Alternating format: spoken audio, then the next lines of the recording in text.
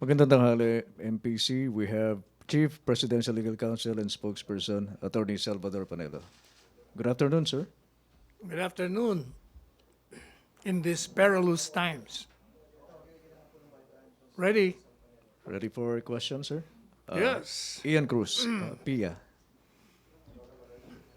Hi sir, good afternoon. Sir, kung maobserbahan natin may social distancing ang mga reporters, pero ang mga crew natin ay tila hindi Cameraman, hindi. hindi. So parang ganyan din po ang nangyayari sa labas.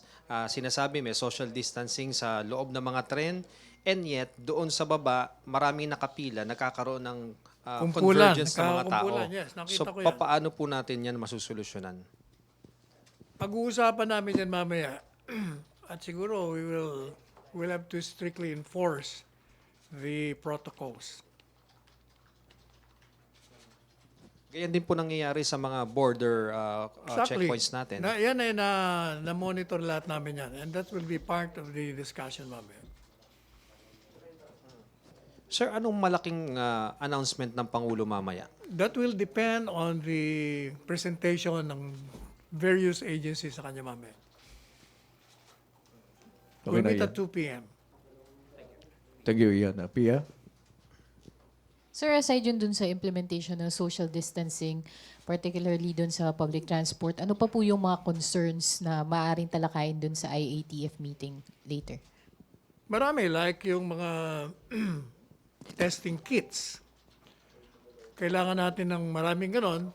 The good news is meron na tayong darating na 20,000 na gagawin para dun sa testing kits.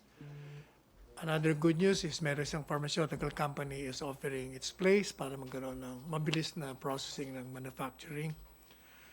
And ADB, per Secretary Sani Dominguez, is giving us a grant of $3 million para dito sa labanan sa COVID-19. Apart from the 2 billion pesos na ibibigay ng PAGCOR, saka 400 billion kukunin sa PCSO. Meron din inahanda si Secretary of Labor Bello dun sa mga yung no work, no pay. Kung maapektuhan sila, nire-ready niya na bibigyan natin ng financial assistance. Marami tayong piniprepare. Yung sa pagkain, ready rin ang social services natin. Sir, what about the possibility of maybe expanding the community quarantine to other areas, cities near Metro Manila? May nabanggit po si House Speaker Alan Peter Cayetano that they support yung community quarantine sa greater Metro Manila area and not just Metro Manila per se. Lahat yan will be under consideration. Ilalagay natin lahat yan sa lamesa. Pag-uusapan lahat yan. Sir, yun dun sa, during your interview, sir, sa DZMM, you said na posible pong pag-isipan ni President Duterte yung implementation ng total lockdown if ever na hindi po parang hindi po hindi po bumaba yung cases dito. So how big is the possibility of President Duterte maybe declaring a lockdown po in Metro Manila and in other places here in Depende the yan Philippines? sa pag-uusapan mamaya kung anong assessment ni Presidente. Si Secretary Anyo ay yan din ang nire-recommenda. Yan din ang nire-recommenda ko. Because this is a matter of national survival. We have to be resigned to that fact. This is a matter of life and death. The only way to stop this is for us to help ourselves. Kailangan tayo na mismo tutulong sarili natin kasi tayo may dala ng carrier eh. Tayong humahawa sa mga kasama natin at sila ang humahawa sa atin. So palagi sa aking pananaw, kailangan talagang i-restrict na natin ang movements. Otherwise, talagang kakalat ito ng kakalat. Sir, aside from you and Secretary Anyo, sino pa pong mga cabinet officials ang supportive sa Maraming lockdown? sumusuporta sa ano. Pero depende. Si President will give it to the President. The President will consider everything, evaluate. Siya ang magdi-decide. Thank you, sir. From salamat, PIA. Miss Jen, pagkatapos si Maricel, tapos Anjo. Jen, please.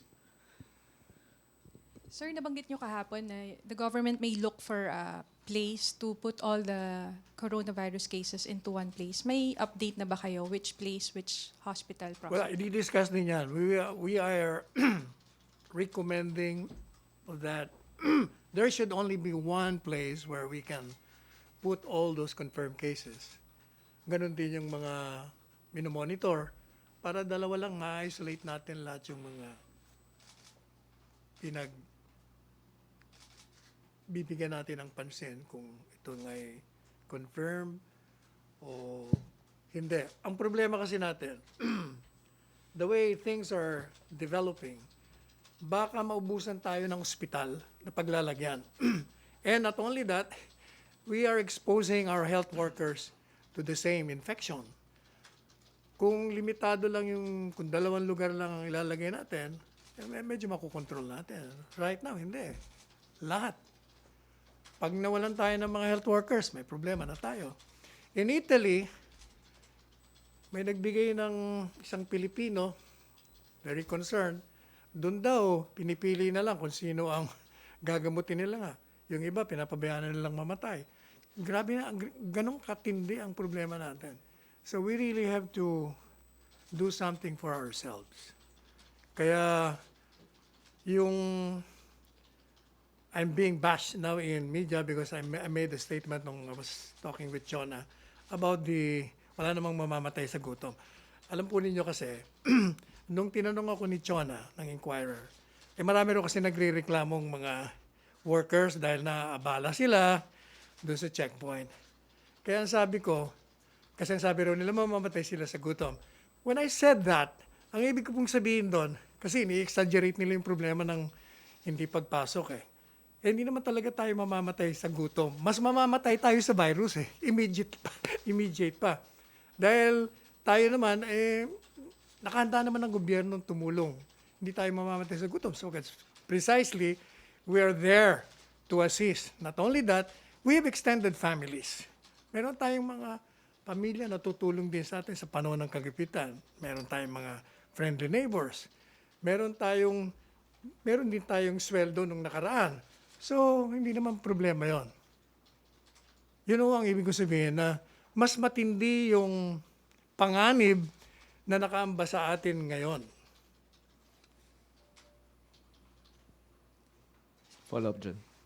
Sir, sa possibility of enhanced quarantine in Metro Manila, sir, consider niyo rin ba yung threshold level ng cases? 140 na as of yesterday. Hindi, as I said, lahat yun i-consider ni Presidente. That's why tinawag niya lahat yung mga stakeholders para mapakinggan niya lahat ng mga assessment. Itong 2 araw, kahapon, hindi masyadong problematic kasi walang pasok. Pero ngayong araw na ito, 3 million ang pumasok. Nagkaroon tayo ng problema. Nakita natin how those being checked, nagbabaan lahat. Siyempre, kumpulan sila lahat doon. Magkakatabi sila lahat doon. Nakita rin natin yung mga jeepney, hindi rin sinusunod. Yung mga bus, may mga nakatayo pa rin. Kaya, we really have to assess kung effective yung ginagawa nating ganitong uri ng very hindi strict na implementasyon. Sir, Sir, on the sufficiency of funds, magkano bale yung funds exactly for testing kits and other protection of health workers? Wala tayong problema sa funds. Gaya ng sinabi na ni Secretary Dominguez, we have sufficient funds. Ganon din sinasabi ni Secretary Wendell, meron tayong pera.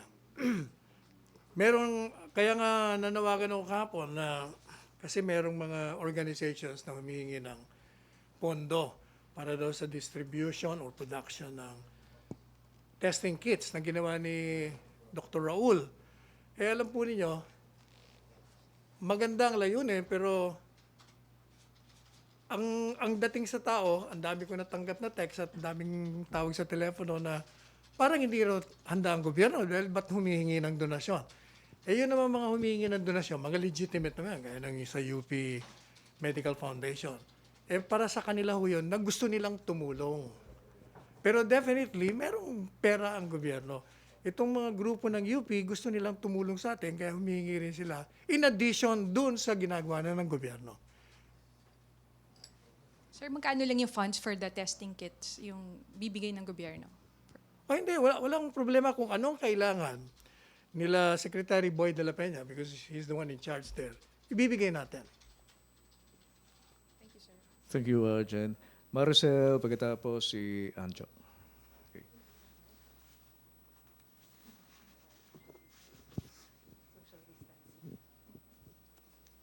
Hi, sir. Good morning.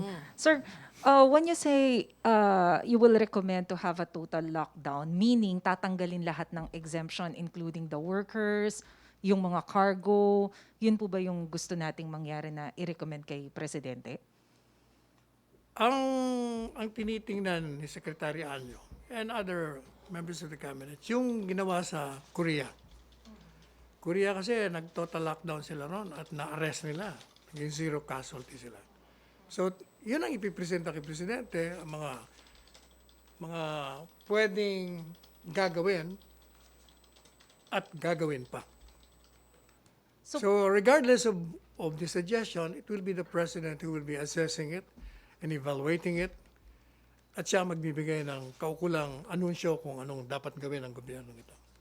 Kasi ngayon, sir, ang ilan po dun sa mga concerns, ang pinaka nahihirapan yung poorest of the poor. Kasi yung mga middle class naman, they have their savings, Yes. nakapag-stock. Pero syempre yung mga isang kahig, isang tuka, yun yung medyo hirap. So how do we plan to Ayun meron na address tayong, that, sir? hindi ba sinabi nga ng Secretary Bello, meron na tayong programa doon.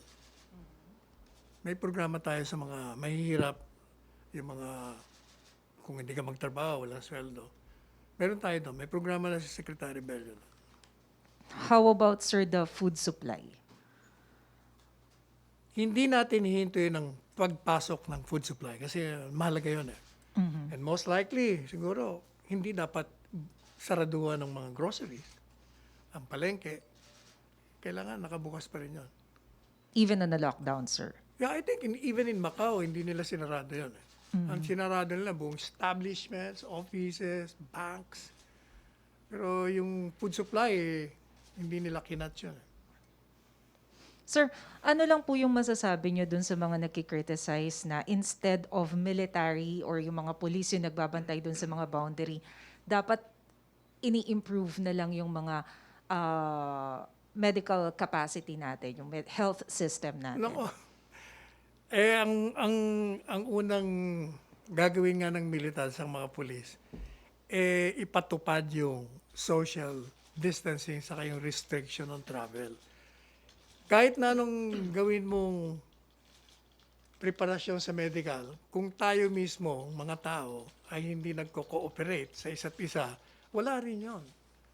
Tandaan nyo, even yung mga nagpapatest, di ba nag-test negative, negative ka lang ngayong araw nito. Pag ikaw ay lumabas at sinabing negative ka, pero napunta ka doon sa isang infected or exposed, meron ka na naman. Kaya talagang kailangan pumirmi tayo sa bahay. In Macau, that's what they did. Hindi talaga lumabas ng bahay. Sir, do you also plan, or I mean the government, meron ba silang plano na mag-provide din ng mga free rides to the workers following what happened earlier na parang nagkasiksikan din yung mga trabahante na papasok ng Manila? Yes, parang yung, I remember, hindi ba nung nagkaroon ng strike, meron tayo mga sasakyan para madala yung mga workers. Meron naman tayo. Kaya lahat yun nga pag-uusapan mamaya. Kasi nakita na natin yung mga problema kung anong dapat gawin, anong maaari pang gawin, anong maaari pang ipatupad, ano pang kailangang mehora na gawin natin. Kasi the main point is we have to stop the virus. And the only way to stop that is to stop ourselves. Kasi tayo may dala. Walang iba.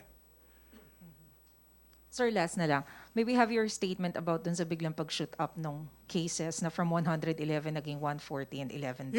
Yun nga ang dapat na i-consider natin. Kasi yung tinatawag nilang the spread exponentially, yung isa hahawa sa isa, nahahawa sa apat, yung apat, ganun talaga mangyari. So we really have to stop that. Yan ang naging problema natin. Nung nag-uwian yung mga mga taga rito sa mga probinsya, ayun. Meron na sa Camarines Sur, meron na sa saan pa ba yun? Sa Iloilo. Talagang kailangan i-restrict na natin mga sarili natin.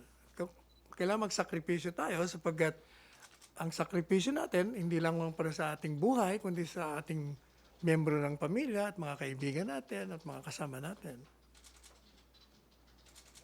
Salamat, Maricel. Anjo, Alexis, tanggap na tayo ng Basta ang mahalaga, si Presidente ay worried siya sa nangyayari. Kaya ginagawa niya ang lahat upang talagang patayin itong virus na ito, itigil ito. Kaya kita nyo kahit na dapat nasa Davao siya nung 2 araw, nandito siya, pumirmi siya. Ipag-usap lang sa lahat ng mga sektor para ma-monitor niya kung ano nangyayari. Salamat, Secretary. Anjo, Alexis, Joyce, Viber question lang tayo sandali. From Bella Carriaso, nasaan na daw po yung pinangakong face mask, even vitamins, wala na ring mabili? From Bella Carriaso. Yung mask, ang alam ko, nag-order tayo ng marami noon. The last time I heard, may mga dumating. Marami kasi ring nangangailangan. Pero nag-order pa rin tayo. Yung mga vitamins naman, may mga pharmaceutical na umaalok. At siguro tatanggapin natin lahat ng alok. Meron nga palang, marami ako kasing nabasa how to destroy or contain to kill the virus. You know, even without me knowing it, ako kasi mahilig sa saging, no? Tapos may nakita ko sa internet, yung saging pala magandang panlaban daw. Ako kain na araw-araw ng saging. Number 2, naging ugali ko ng mag-gurgle ng salt water. Pag nakakaramdam lang ako ng konting sipon, nag-gurgle ako. Sabi ni Dr. Duque, pwede rin daw yun, okay daw yun. Kasi ang una raw na pinupuntahan ng virus, yung throat natin . Ang delikado, pag yun ay pumasok sa lungs. Pero kung nandun pa lang, a few days na naman daw naka-standby, kung pinapatay na natin, pati daw yung pag-gurgle ng Listerine, nakakatulong. Siguro gawin na natin ito lahat. But constantly, we should have to wash our hands. Kanina, hindi ako sumakay ng elevator kasi magpipindot ako. Naglakad lang ako pupunta rito. Hanggang ngayon, I am not touching any surface kasi meron din doon sa lahat . So kailangan tayo na mismo gagawa ng mga steps to protect ourselves so that we can protect our neighbors. Pati ngayon binibigay sa akin envelope, ayaw ko nang hawakan . Kailangan, kumbaga, maging maingat na lang tayo. Secretary, isa pang Viber question from Henry Uri. Baka raw pwede pakilinaw kung bakit kayo nakamask. May problema po raw ba kayo sa throat? Wala akong problema sa... Pero napapansin ko, napapaubo ako. Wala naman akong pero ayoko nang pag umubo ka, sabi ng mga doktor, pag umubo ka, kailangan takpan mo. So at least pag umubo ako, hindi pa naman ako umubo mula kanina, walang tatamaan ng virus na lumalabas sa bibig ko. Kumbaga, preemptive lahat ang gawin natin. Wala namang mawawala sa atin. Lalo na yung, pinapakinggan ko yung speech ng isang Singaporean. Ang pinaka-effective daw, not to be infected, is washing our hands constantly, which I do. Napakadali lang naman gawin yun every now and then. And then, huwag niyong hahawakan ang mukha niyo. Kasi talagang tayong lahat may tendency humawak Kahit anong ginagawa natin, ipapahawak tayo sa mukha kasi tatamaan yung mata natin, yung bibig natin. Yung mga ganun, maging conscious ka lang. Sabi nga ng speaker even as I speak, unconsciously, I was already holding my face. Kaya tawanan yung audience niya. Kung maging conscious tayong lahat. Okay. Thank you, Secretary. Balikan natin mamaya yung ibang Viber question. Kay Anjo muna tayo. Anjo, Alexis, Joyce, then kay Chris. Hi, sir. Good afternoon po. Sir, kanina isa sa mga observations dun sa mga borders, sir, our authorities are not properly equipped. They don't have masks or even thermal scanners for those, to check the temperature of those coming inside Metro Manila. Sir, is this a matter of delay lang ba or magpo-procure pa tayo ng yun, sir, necessary equipment for them. Na-delay lang yung mga materialis na, kasi nga daming kailangan eh. If you notice, kahapon halos wala eh. Pero ngayon, meron na, kung mga nakita, naka-maskara, naka-gloves. So lahat sila will be wearing that. As soon as the supply arrives. But sir, by the end of the day, yun ang goal, sir, to cover all those manning the borders. Tingnan natin, kasi marami eh. And sir, another lawmaker is appealing to the executive to impose a policy of regulatory forbearance, sir. Meaning Regulatory what? forbearance, sir, to stop the deadlines, sir, of for all the requirements, sir, yung mga deadlines, sir, yung payments of credit cards, mga housing loans, what's the executive stand on that? Palagay ko magandang ano yun, mungkahi. And I think on their own, itong mga creditors, dapat tingnan nila ang sitwasyon ng bansa ngayon. On their own, they should do that. The government can impose that, pero wag na sila mag-antay doon. Para, kumbaga, bayanihan tayo lahat ngayon. Lastly, sir, si Kong Joey Salceda is also proposing 1 week work stoppage. Kasi ang observation niya, sir, clearly what's happening right now with the community quarantine, it's not working. Kasi yun nga, sir, meron kayong mga clustering of stranded passengers sa borders. Is that one of the options? Eh, lahat nga yan, i-consider natin. Kaya di ba, total lockdown nga ang isa sa mga options eh.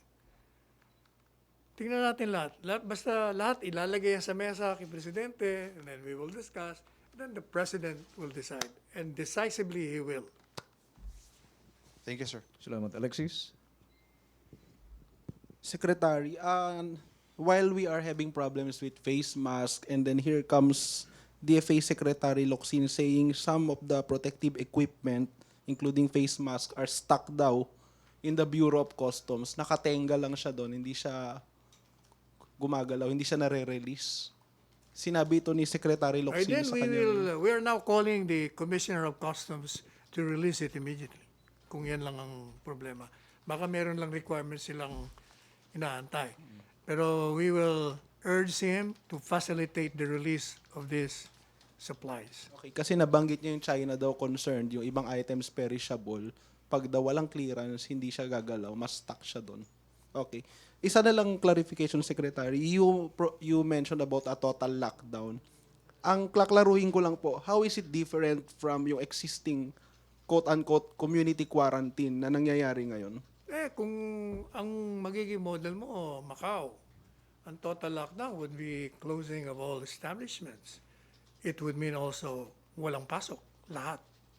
Kung baga lahat kayo nasa bahay. But there are certain exemptions. May exemptions ba? ko Sinabi nyo alam. kanina yung food. Hindi ko alam kung hindi ko alam kung magkakaroon na ng total lockdown. Yun lang ang gusto ng iba. Titingnan natin, depende nga eh. We will have to study, evaluate, and the President will decide. But I suppose yung mga vital supplies, exempted Pero yun. definitely, yung entry ng food, hindi natin pipigilan yun. Yun ang mahalaga. So work stoppage kasama po doon sa Most total likely, kasama yun. Okay. Siguro yung mga groceries, siyempre, open mo rin yun dahil kailangan din ng tao. Ang magiging problema lang, kailangan isa lang ang pupunta ron. Okay. Kasi Salamat kung po. puro lahat na naman pupunta, di gano'n na naman yun. Salamat, Alexis. Joyce, please. Mike. Then Chris. Sir, ang Presidential Security Group naglabas ng official statement today Yeah. saying that no-touch policy to the President is strictly enforced. This time, susunod na po ba si PRRD given na ito na yung circumstances ng COVID-19 sa Well, bansa? ang gagawin natin mamaya, we should be 6 meters away from the President during the meeting. But if the President insists on shaking hands with cabinet members, papayagan pa ba yun? Hindi, Susunod alam mo na kung ba siya? malayo, hindi na. Si Presidente naman, pag pupunta sa upuan niya, dadaanan niya, kumakamay siya. Pero kung dati ng ganyang kalayo, diretso siya sa upuan niya, wala yan. So kahit gusto niya, he will be prevented from doing so. Tsaka kami mismo lang, Mr. President. Kayo na po mismo, Oo, lalayo na kami. cabinet members. For his security and safety. Okay. And then, sir, kanina din may press conference ng Department of Agriculture. Apparently, may isa pa tayong problema, bird flu. Meron na rin pong case dito sa Philippines and sabi ng DA, there could be possible human transmission.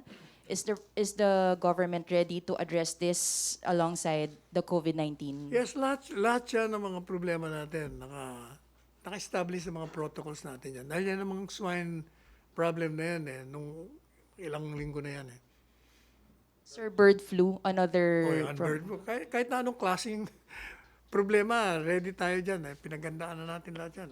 So wala kahit- tayong choice kung hindi salubungin natin at gawa natin ng paraan. So kahit sabay-sabay na, sir, we have ASF, bird flu, COVID, kaya Alam ka naman. namang wala tayong gagawin. Siyempre, lahat yan. Kumbaga, sinusubukan tayo ng tadhana. We have to rise to the challenge of the times. Can we guarantee, sir, na this will not be a bigger problem like COVID, yung bird flu? Lahat yan, we will address the situation. Sige, sec. Thank you. Thank you, Joyce. Chris. Sir. Sir, Yes. marami na pong mga cabinet officials ang nag-COVID test and then naging negative po.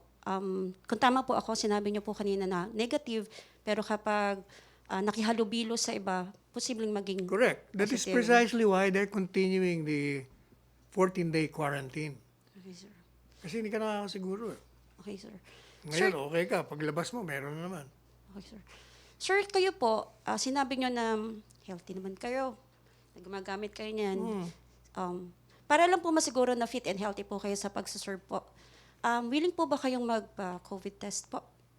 Ang sabi ng mga doktor, huwag kang magpa-COVID test nang wala ka naman nararamdaman.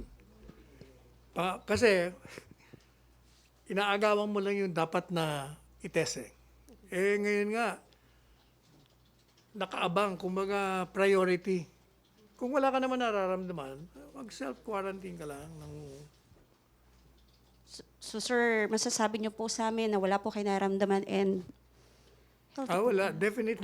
Definitely wala. Kasi maingat nga ako Kahit na yung magpa-interview, nang in-interview ko ng CNN, biglang paglabas ko, there was a horde of millennials na gusto magpa-selfie.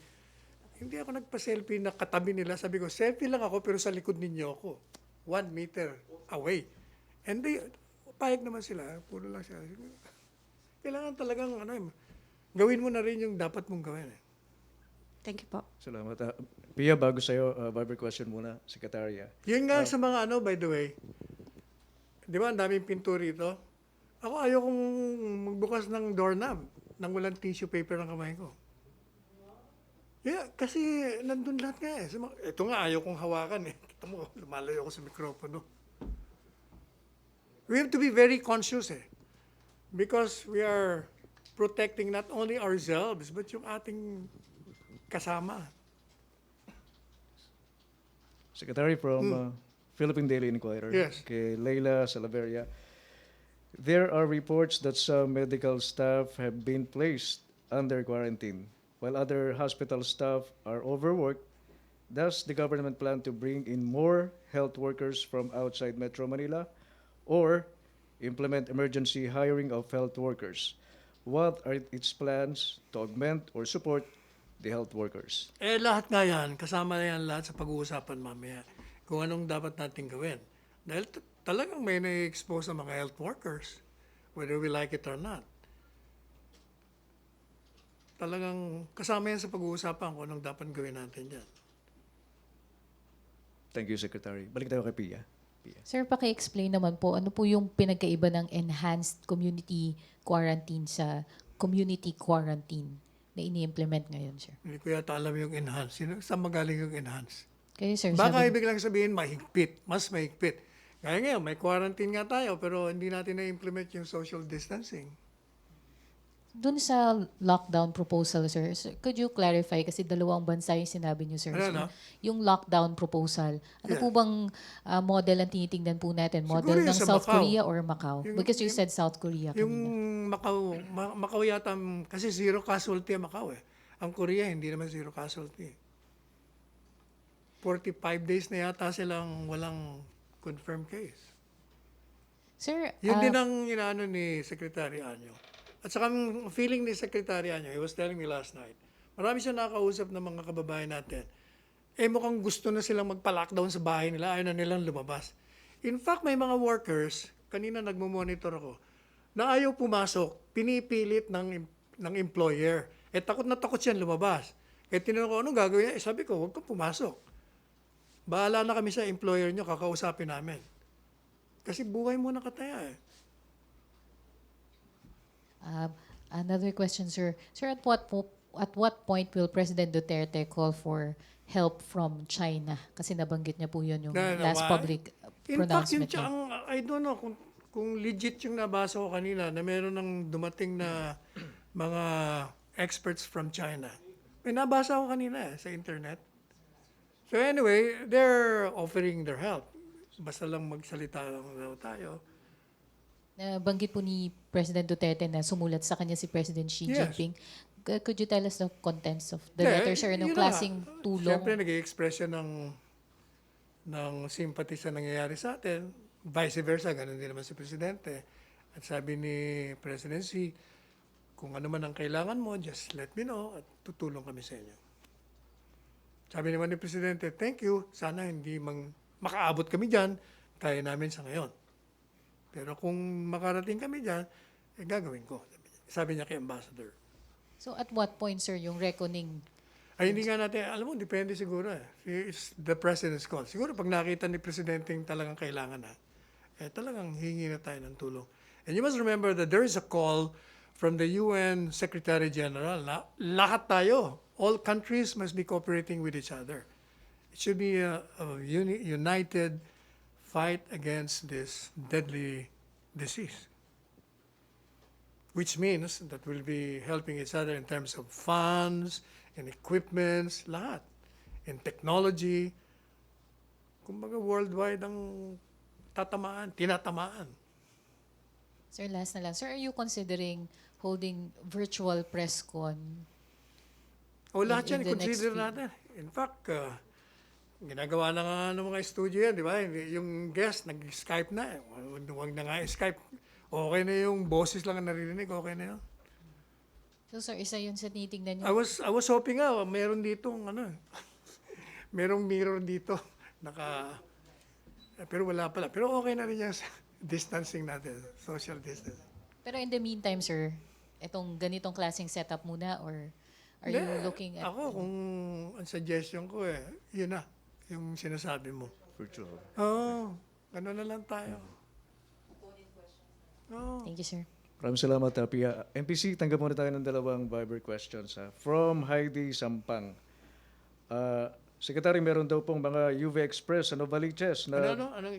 Meron daw pong mga UV Express sa Novaliches. UV. Sa Novaliches na dobleng pasahe ang singil kasi lugi daw sila sa biyahe. Dahil limited ang allowed number of passengers, ano po ang aksyon ng gobyerno sa ganitong klase ng reklamo ng mga commuters? Gagawa natin ang parang hindi pa pwede yung we will take advantage of the situation. Lahat tayo dapat magsakripisyo. Kaya nananawagan tayo dun sa mga drivers na ganon. Huwag nyo namang pahirapan yung mga pasahero ninyo. Another Viber question from Rosalie Co, Secretary. Ano po ang posisyon ng Malacañang sa mga panukalang ito para po maging assured ang pakiramdam ng mga manggagawa at maliliit na negosyante na lubhang maapektuhan ng quarantine? Financial support gaya ng pagre-release ng maaga ng 13-month pay, moratorium sa rental fee, pagpapaliban ng 1-month bill payment sa mga basic utilities gaya ng kuryente at tubig. Lahat ho yan ay ilalagay natin sa lamesa mamaya at si Secretary Bello meron na siyang priniparan na sistema para tugunan ang ganyang mga kalakaran. Maraming salamat, Secretary MPC. Sana. Wala na. Sige, at meron na kaming 1 o'clock. Sir, isa na lang po. Kay Acer, sir. Vital industries like power are dependent on reliable flow of people and equipment. One such facility is the Malampaya offshore gas platform, where we have at least 59 countrymen working there at any given time. The Metro Manila lockdown, including lockdowns in airports in Palawan, will have serious impact on their operations. What measures are there to make sure operations of industries like these are not hampered? Siyempre, meron tayong skeletal force niyan. Hindi naman po pwedeng yung mga basic na kailangan natin, titigilan natin. Sir, isa na lang. Sir, paano daw yung mga contractual at job orders na apektado ng mga nasa government? Salamat po. Di ba, sabi nga ni Secretary Bello, meron siyang ginagawang sistema para tugunan yung ganyang kalakaran. MPC, wala na. Maraming salamat, Chief Presidential Legal Counsel and Spokesperson Salvador Panelo. MPC, maraming salamat. Balik tayo sa Radyo Pilipinas at People's Television.